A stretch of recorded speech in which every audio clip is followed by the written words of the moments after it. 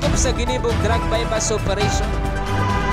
Triple o apat na doble ang bihikulo na gruso sa siyudad kang NAGA.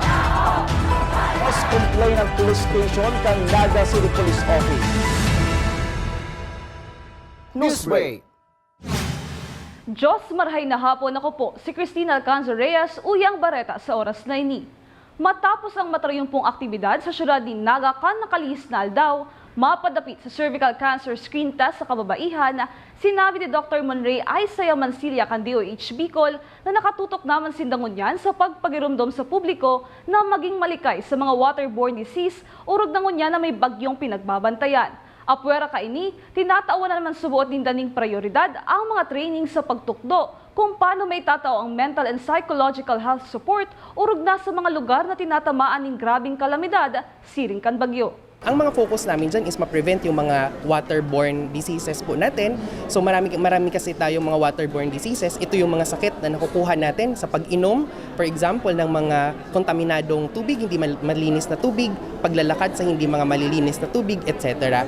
So ang concern natin dyan, kasabay na yung mga nagtatae, naglalagnat, nagsusuka, kasi yun yung mga symptoms kadalasan kapag mga ganyan.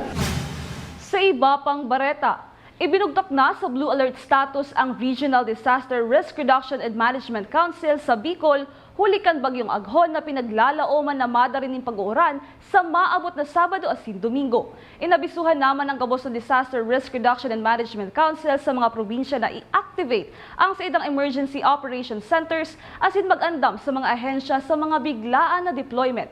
Oras na magdeklara ang pag-asa ng gale warning, tulos man subuot, ipapasunod ang no-sailing policy. Sa ngunyan, gabos pinagpapaandam asin pinapaalerto huli kang pinakaprimerong bagyo matapos ang El Nino phenomenon.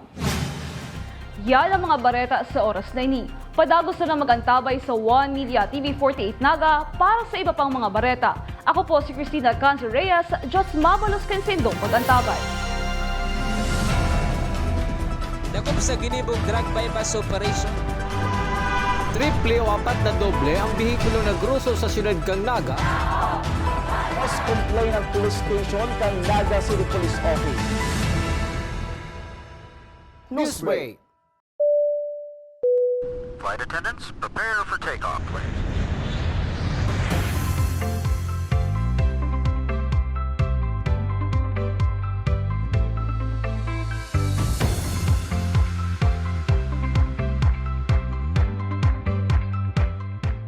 Slip life vest over your head. Take the tape around your waist.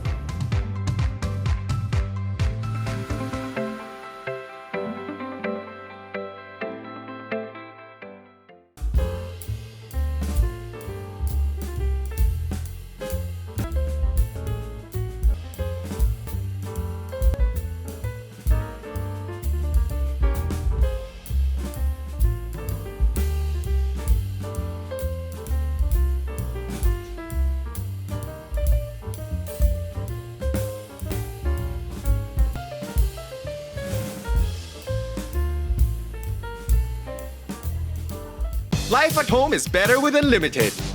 Unlimited fiber all day, day, day. Unlimited entertainment all the way. Unlimited goals for the family. Unlimited care so the fam's all. Enjoy all these for just 1,399 pesos. Have it all, have it all. Get the PLDT Home Fiber Unli All 1399 today. Apply now and have it all, have it all.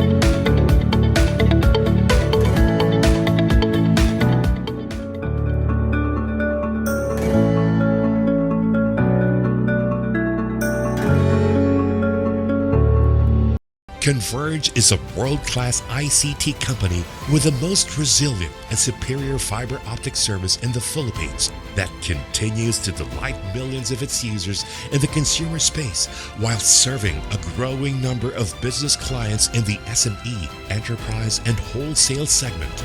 Converge Business. Strength. Resiliency. Results.